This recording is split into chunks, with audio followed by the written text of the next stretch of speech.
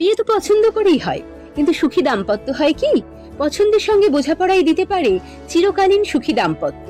সুখী দাম্পত্যের জন্য এখনই লগ ইন করুন mysoulmate.co.in এ বা ডাউনলোড করুন মাই সোলমেট ম্যাট্রিমনি অ্যাপ। নমস্কার, সর্ববিষয়ে জ্যোতিষ অনুষ্ঠানে আপনাদের সবাইকে অনেক অনেক স্বাগত জানাচ্ছি। বলেছিলেন প্রচুর বৃষ্টি হয়, বৃষ্টি তো শুরু সবে। তবে একটা কথা অবশ্যই বলতে হবে, গতদিনই আলোচনা করছিলাম, মানে আমি অনুষ্ঠানের শুরুতে একটা কথা বলেছিলাম, সর্ববিষয়ে জ্যোতিষ মানেই সব বিষয়ে থাকে, সব বিষয় নিয়ে আলোচনা হয়, আর সত্যিই সব বিষয়ের মধ্যেও কিন্তু জ্যোতিষীয় আঙ্গিক থাকে, যার জন্য আমাদের আলোচনা, আমাদের এগিয়ে চলা অনুষ্ঠানে আমাদের সঙ্গে কৌশিক ডি কাশ্যপ। স্বাগত দাদাকে আমাদের অনুষ্ঠানে আসার জন্য। নমস্কার সকলকে, আমার আন্তরিক প্রীতি, শুভেচ্ছা, অভিনন্দন, বড়দের আমার শ্রদ্ধা এবং প্রণাম জানিয়ে আজকের অনুষ্ঠান শুরু করছি। প্রচুর ফোন করুন, ফোনে কথা বলি, সর্ববিষয়ে জ্যোতিষ আজকে এটাই হোক। হ্যাঁ, ফোনেই হোক।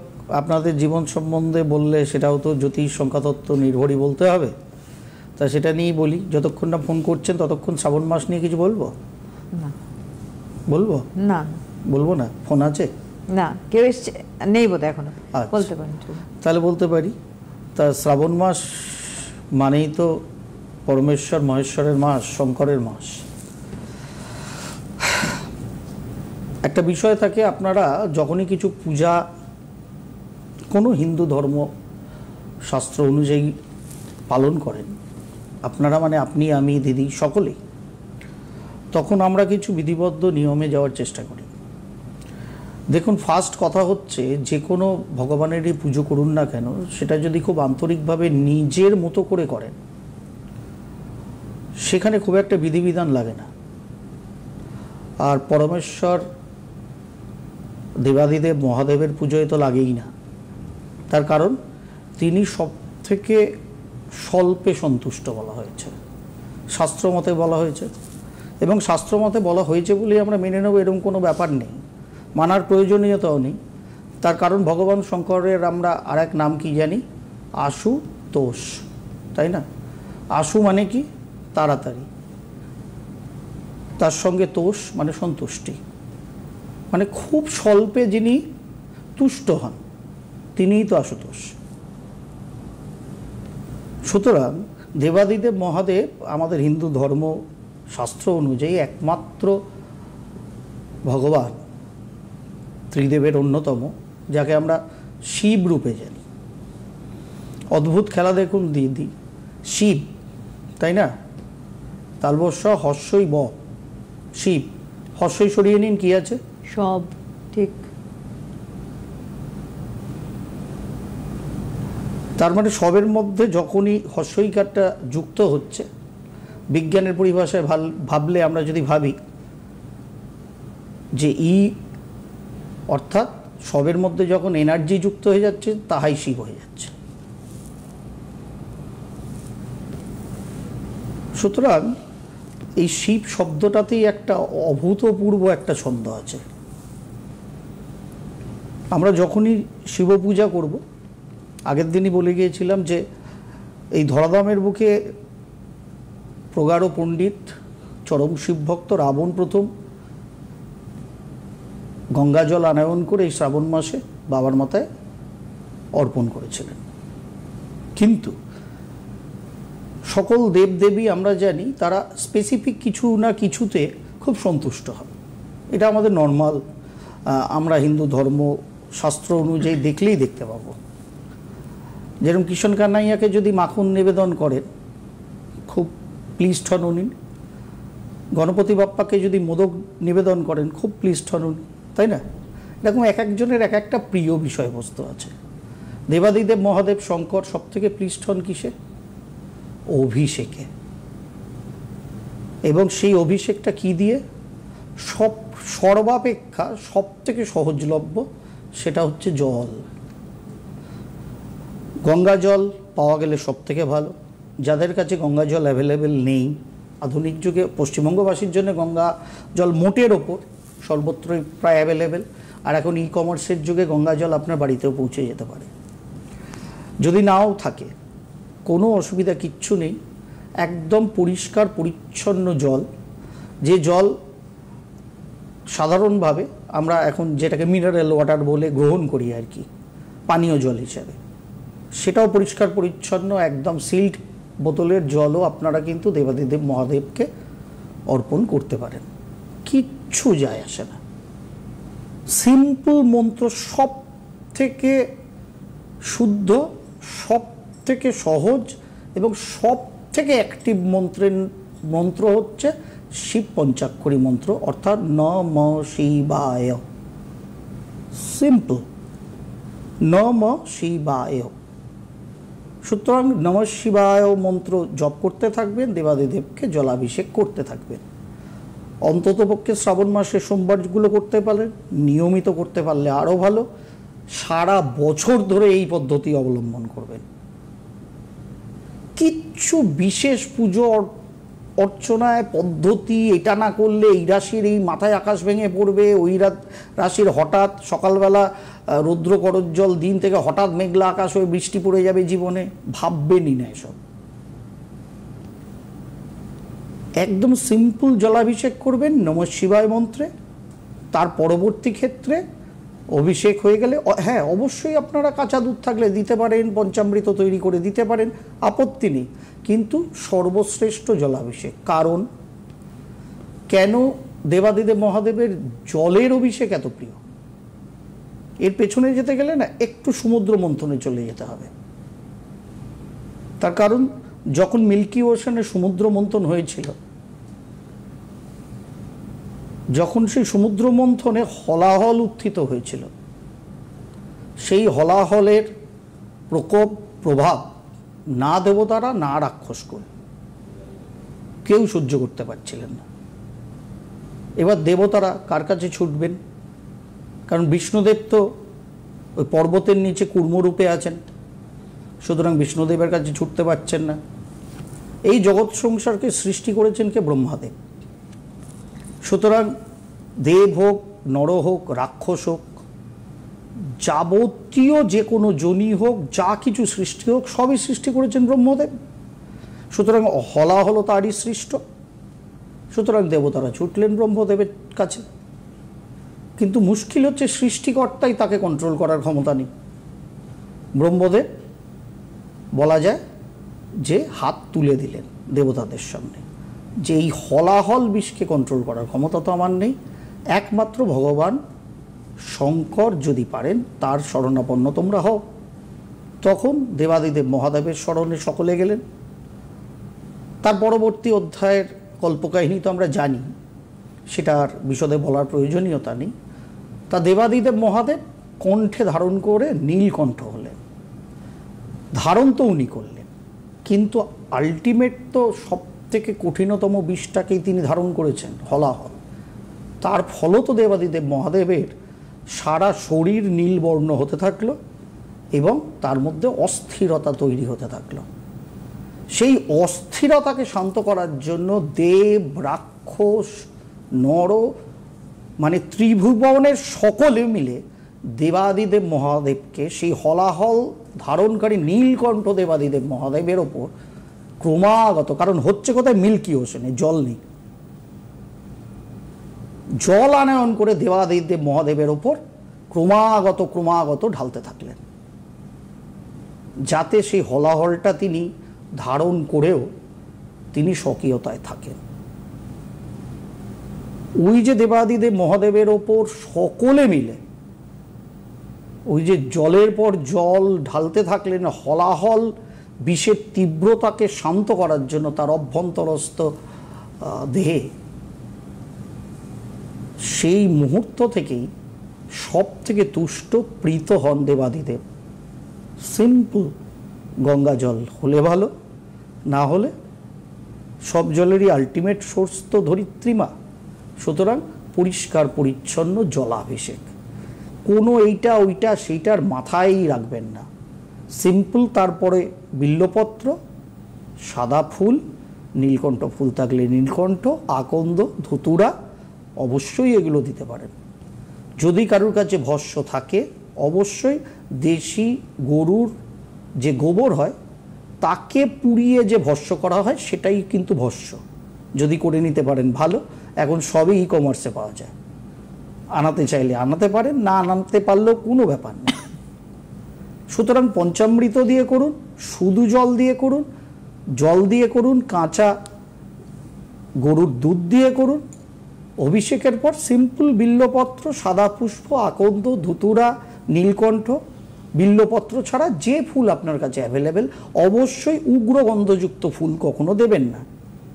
আর ভুলক্রমেও শিবলিঙ্গের মাথায় কি শ্রাবণ মাসে কি সারা বছরে যে ফুল কখনো দিতে নেই জানেন? যে ফুল কখনো দিতে নেই সেই ফুলের নাম হচ্ছে কেতকী। অবশ্যই দেবেন না, সহজে পাওয়াও যায় না, বলা যায় না কারোর বাড়িতে হয়তো গাছ আছে, তীব্র গন্ধযুক্ত হয় কেতকী, কিন্তু তীব্র গন্ধের জন্য না। এখানে একটা পৌরাণিক আখ্যান আছে, অন্য নয় আরেকদিন বলবো, ঠিক আছে? যেখান থেকে কেতকী পুষ্প দেবাদিদেব মহাদেবের শীর্ষে দেওয়া বারণ, এবং যেটার আরেকটা কারণে ব্রহ্মদেবেরও কিন্তু 5টা মাথা ছিল, কিন্তু আমরা দেখি 4টে মাথা। তার কারণ একটা মাথা দেবাদিদেব শঙ্কর মহাকাল রূপে খণ্ডন করেছিলেন। কি কারণে করেছিলেন অনেকেই হয়তো জানেন। যে কারণে ব্রহ্মদেবের একটা মস্তককে, যে মস্তকের যে মুখ দিয়ে ব্রহ্মদেব মিথ্যাচার করেছিলেন সেই মস্তকটাকেই কেটে দিয়েছিলেন ভগবান শঙ্কর।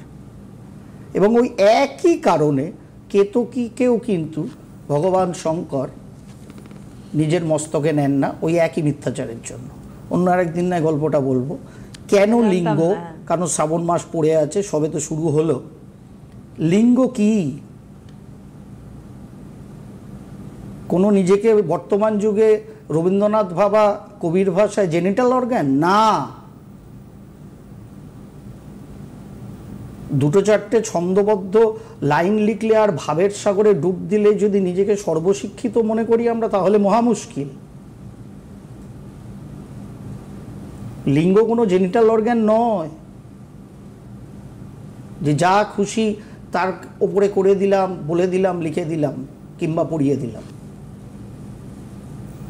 তার কারণ যখনই জলাভিষেক করবেন দেবাদিদেব মহাদেবকে, বারংবার আমি এই কথাটা বলেছি, শুধু শ্রাবণ মাস ধরে না, অলওয়েজ বলি, দেবাদিদেব মহাদেবকে যখনই জলাভিষেক করবেন, সে আপনার বাড়িতে থাকা শিবলিঙ্গের ওপরেই হোক বা পার্শ্ববর্তী মন্দিরে গিয়েই করুন, সর্বদা ভাববেন আপনার অভ্যন্তরস্থ যে দেবাদিদেব অবস্থান করছেন তাকেই আপনি স্নান করাচ্ছেন, অভিষেক তার হচ্ছে। তার কারণ আমাদের ধর্ম, আমাদের শাস্ত্র একটাই কথা বলে, ওই যে বললাম সবের সঙ্গে এনার্জি যোগ হলেই সেটা শিব হয়। ওই এনার্জি, উইদাউট এনার্জি আপনি, আমি, দিদি সকলেই কিন্তু সব। অদ্ভুত নেচার, তাই না? সুতরাং আমার আপনার মধ্যেও শিব আছে, সেই জন্য আমরা বলি শিবহম শিবহম শিব স্বরূপম। সুতরাং সেই ভাবনা, সেই মনন নিয়ে যদি দেবাদিদেবের মাথায় সিম্পল পঞ্চাক্ষরী নমঃ শিবায়, তার কারণ আগের দিনই আমি বলেছিলাম, দেখুন 5টা তত্ত্ব, 5টা প্রাণ, আমাদের পঞ্চ ইন্দ্রিয়, সিম্পল 5টা আঙুল, ন ম শিবায় ও, দেখুন 5 সিম্পল। এটা করবেন, আপনাদের যাবতীয় চাহিদা সর্বাপেক্ষা সর্ব আগে তুষ্ট হয়ে যিনি কৃপা করতে পারেন আপনাকে, আমাকে, সকলকে এই ধরিত্রীতে, তার নাম দেবাদিদেব মহাদেব। কারণ তিনি আশুতোষ, খুব স্বল্পে তুষ্ট, তিনি অতি তাড়াতাড়ি তুষ্ট হন, অতি স্বল্পে তুষ্ট হন। সুতরাং এত ভালো স্কোপ, কোনো আচার বিচার এইটা না করলে হবে না, এই রাশির মাথায় এই দাও, ওই রাশির মাথায় ওই দাও, ওগুলো মাথায় নিয়ে ওই একটা ভূতের সিনেমা হয়েছিল মাঝে মধ্যে, বিদ্যাবালন বাঙালি বলছিল, ওই একটা টিকিওয়ালা একটা ছোটা পণ্ডিত, ওরকম হতে যাবেন না। হ্যাঁ, দয়া করে ওরকম হতে যাবেন না, মিসগাইডেড হবেন না। নিজের অভ্যন্তরস্থ আশুতোষকে স্বল্পে সন্তুষ্ট করুন, দেখুন সামগ্রিক আপনার সন্তুষ্টি বহির্জগতে কীরকমভাবে প্লাবিত হচ্ছে। অনেক কথা বলা যায়, দেবাদিদেব মহাদেবের চ্যাপ্টারের পর চ্যাপ্টার খুললে 1 বছরের অনুষ্ঠান করা যায়। তার কারণ তিনিই সব, আমিও শিব, দিদিও শিব, আপনারাও শিব, এই ল্যাপটপটাও শিব। কারণ শিব বিনা কিচ্ছু নেই, কিচ্ছু নেই, এই জগৎ সংসারে কিচ্ছু নেই। সুতরাং সেই ভাবনা নিয়ে আমরা যদি করি, সিম্পল ওয়েতে করুন। নমঃ শিবায় মন্ত্রের থেকে মানে কি বলবো, শক্তিশালী কোনো মন্ত্রই হয় না। হ্যাঁ, যারা গুরু দীক্ষা পেয়েছেন, গুরুদেবের কাছে প্রাপ্ত কোনো শিবমন্ত্র আপনাদের আছে, অবশ্যই অভিষেকের সময় সেটা আপনারা জপ করতে পারেন। যাদের গুরু প্রদত্ত কোনো শিবমন্ত্রে কেউ যদি দীক্ষিত হন, 100 বার করতে পারেন সেটা। বাদবাকি সকলের জন্য নমঃ শিবায়, অলওয়েজ এই পঞ্চাক্ষরী। ঠিক আছে, যিনি ফোনে আছেন নিশ্চয়ই তিনিও নিজের শিব সম্বন্ধে জিজ্ঞাসা করার আগে দেবাদিদেব শিব সম্বন্ধেও কিছুটা জেনে নিলেন। আশা করি তিনি রাগ করবেন না। এবার দিদি হ্যালো করে বলুন। হ্যালো, হ্যালো, আছেন? হ্যালো, বোধহয় নেই।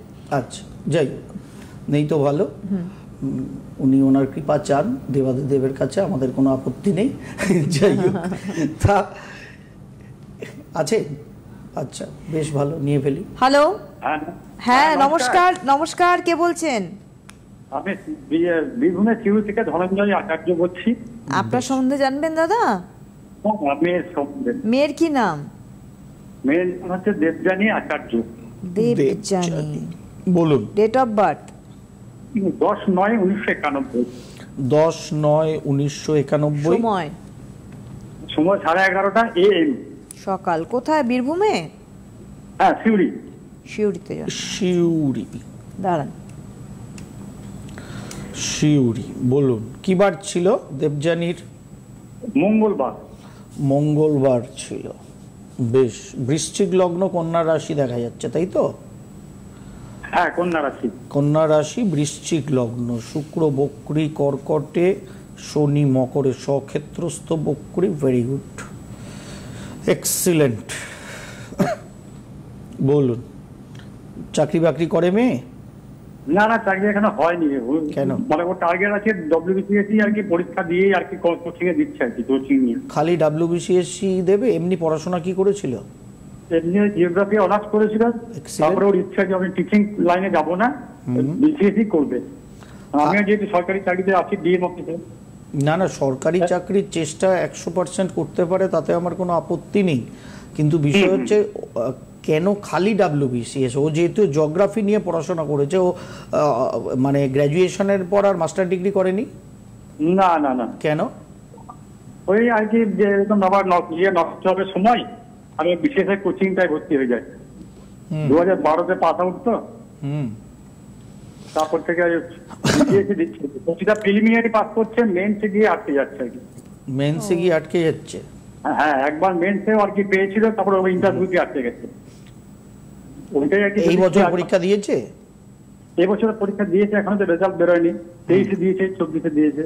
বেশ, এই বছর কিন্তু বেশ একটা ভালো সুযোগ আছে ওর কাছে, বুঝলেন তো? এই বছর একটা বেশ ভালো সুযোগ ওর কাছে আছে।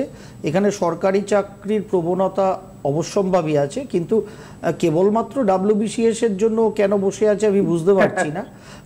যেহেতু জিওগ্রাফি অনার্স নিয়ে করেছে, মাস্টারি হওয়ার, মাস্টারমশাই হব না এটাও ঠিক ভাবনা করেছে, কারণ ওর জন্মছকটা মাস্টার হওয়ার মতো না। সুতরাং সেদিক থেকে আমার কোনো আপত্তি নেই। অ্যাডমিনিস্ট্রেটিভ জবের জন্য ভালো, কিন্তু ডাইরেক্ট অ্যাডমিনিস্ট্রেটিভ জব না হয়েও ও যেহেতু জিওগ্রাফি নিয়ে পড়াশোনা করেছে, ও তো আদার্স কোনো রাজ্য বা কেন্দ্রীয় সরকারের আদার্স কোনো ওর লাইন রিলেটেড কোনো, ধরুন GSI বা এমনিতে আমাদের এই যে পরীক্ষাগুলো মানে সেন্ট্রাল গভর্নমেন্টের SSC থেকে হয়, স্টাফ সিলেকশন থেকে, এই রিলেটেড পরীক্ষাগুলো তো ওর দেওয়া উচিত ছিল। ছিল যে মানে বুঝেছিল আমাকে স্যাটিসফাই করার জন্য, বুঝলেন? সব আমি ফর্ম ফিল আপ করে দিতাম, কিন্তু ওর মাথায় যে কি পোকা ঢুকেছে এই বিশেষ নিয়ে। না না, পোকাটা থাকুক, আমার পোকাটাকে তাড়াতে আমি পুরো চাইছি না, কিন্তু ব্যাপার হচ্ছে যে আপনার মেয়ের মুশকিল বা মানে ভালো আর মন্দ দুটোই একই রকম। কিরকম? ওর মধ্যে যেটা ঢোকে সেটা বেরোয় না, ওর মধ্যে ভালো ঢুকলেও বেরোয় না, ওর মধ্যে মন্দ ঢুকলেও বেরোয় না। সুতরাং ভালো ঢুকলে খুব ভালো, মন্দ ঢুকলে সেটা যদি না বেরোয় তাহলে সেটাও উল্টো দিক থেকে ভালো, বুঝেছেন? এটা হচ্ছে ওর প্রবণতা। এবার না বয়সটা বেড়ে যাচ্ছে, বিয়ে শাদী কবে দেবেন? বিয়ে শাদী মানে এতদিনে রাজি হয়েছে আর কি, এবারে কিরকম ছেলে আর কি হবে একটু ছেলে ভালোই হবে, অসুবিধা নেই, কিন্তু সেকেন্ড হাউসে রাহু কেতু যেহেতু লগ্ন চার্ট সাপেক্ষে আছে, সুতরাং বিবাহটা একটু বুঝে শুনে দয়া করে দেবেন। সেকেন্ড হাউসে রাহু, অষ্টমস্ত কেতু, ডিলে হওয়ারই যোগ ছিল, ডিলে অলরেডি অনেকটাই হয়ে গেছে। বর্তমান সময় থেকে দেখুন, গত বছরই ওর বিয়েটার জন্য চেষ্টা করা উচিত ছিল, এবং এরকম হতে পারতো যেহেতু ওর ভাগ্য স্থানে সপ্তমাধিপতি, এরকম হতে পারতো মেবি বিয়েটা হয়ে গেলে ওর চাকরিটা হয়ে যেত। কিছুতেই রাজি হয়নি, মানে আমরা রাজি করানোর জন্য, আপনার মেয়েকে রাজি করানোর জন্য একটা থার্ড পার্টি ইনফ্লুয়েন্স দরকার, বুঝেছেন?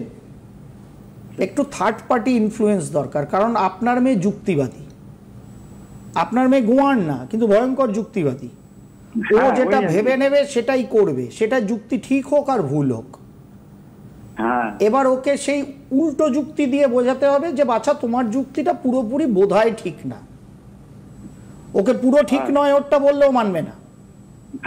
সুতরাং মানুষকে কিরকম ট্যাকেল করতে হয় সেটা তার জন্মছক থেকে বুঝতে হয়, সেটা বুঝে তাকে ট্যাকেল করতে হয়।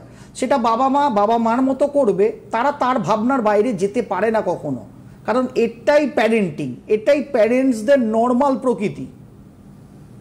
সেই জন্য কিন্তু এক একটা বাচ্চার প্রবণতা এক এক রকম হয়, সেই জন্য পিতামাতা ছাড়াও তাকে কি ধরনের যুক্তি দিয়ে, দেখুন কাউন্সিলিং কথাটাই তাহলে আসতো না। আর আমরা কাউন্সিলিং মানে ভাবি যে কেবলমাত্র মাথা খারাপ হলেই লোককে কাউন্সিলরের কাছে নিয়ে যেতে হয়, মানে যারা পাগলদের ট্রিটমেন্ট করে, মানে আমাদের ধ্যান ধারণা তো এরকম, শিক্ষিত হয়েও। অ্যাকচুয়ালি কাউন্সিলিং মিনস মানুষটাকে বুঝে তার মতো করে যে ঠিকঠাক মতো তাকে বোঝাতে পারবে। এখানে সেটার প্রয়োজন ছিল, জায়গাটা যথেষ্ট হরোস্কোপ ভালো, খালি বিবাহের জায়গাটা একটু বুঝে চলতে হবে। এই বছরের যথেষ্ট চান্স আছে, এই 2025-এর পরীক্ষাটায় স্কোপ আছে। আপনার মেয়ে যদি চান্স পেয়ে যায়, ভগবান পরমেশ্বর শঙ্করের কৃপা, আশুতোষের কৃপা, সেটাই কামনা করতে বলুন, বাবার মাথায় জল ঢালতে বলুন, নিশ্চয়ই হবে। বিয়ের জন্যও কিন্তু এগিয়ে যান, জন্মছকের প্রবণতা ভালো। অ্যাকচুয়ালি এটা হচ্ছে না, তার কারণ স্বক্ষেত্রস্থ দিক বলে রবি ওর দেখাচ্ছে সরকারি চাকরির অ্যাটাচমেন্ট হবে, কিন্তু নর্মাল স্বক্ষেত্রস্থ গ্রহ বা তুঙ্গ গ্রহ যখন নর্মাল জন্মছকে থাকে, সেই স্বক্ষেত্রস্থ বা তুঙ্গ গ্রহ যখন D9 চার্টে নিচস্থ হয়, তার পোটেনশিয়ালিটির অভাব হয়, যেটা আপনার মেয়ের জন্মছকে হচ্ছে। কারণ আপনার মেয়ের নবাংশ চার্ট বৃশ্চিক লগ্ন বর্গোত্তম, ষষ্ঠে মঙ্গল এক্সিলেন্ট, কিন্তু দশমপতি রবি দ্বাদশে নিচস্থ D9-এ, যার ফলে নর্মাল ছকে প্রচুর প্রবণতা গভর্নমেন্ট অ্যাটাচমেন্টের থাকলেও 10 তারিখে সেপ্টেম্বরে জন্মেছে, চন্দ্রমঙ্গল একত্রিত একাদশে বসে থাকা সত্ত্বেও প্রিলিমস পাস করছে, মেন ক্র্যাক হচ্ছে না। তার কারণ যে ওকে কর্মটায় নিয়ে যাবে, অ্যাডমিনিস্ট্রেশনে নিয়ে যাবে, সে দেখাচ্ছে আমি নিয়ে যাব, কিন্তু তার মধ্যে পাওয়ারের অভাব।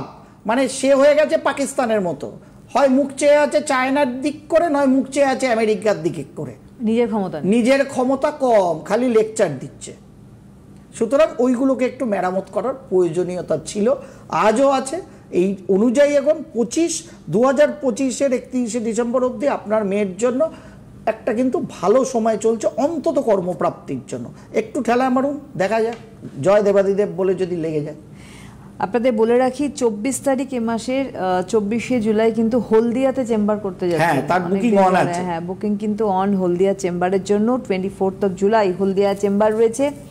তারপরে অগস্ট মাসে পরপর দুটো দিন, 13 অগস্ট দুর্গাপুর, তারপরের দিন 14-এ রয়েছে বর্ধমান চেম্বার। এছাড়া তো আপনারা এখানকার চেম্বার তো জানি, শেওড়াফুলি, খড়দা থেকে শুরু করে গড়িয়া, এবং অবশ্যই তার সঙ্গে সঙ্গে বলবো আপনাদের পৌঁছে যাওয়া। বুকিং নাম্বার 9830108269 এবং 9836159501-এ অবশ্যই যোগাযোগ করুন। অনেক ধন্যবাদ জানাবো তাকে, ধন্যবাদ আপনাদের জানাই, নমস্কার।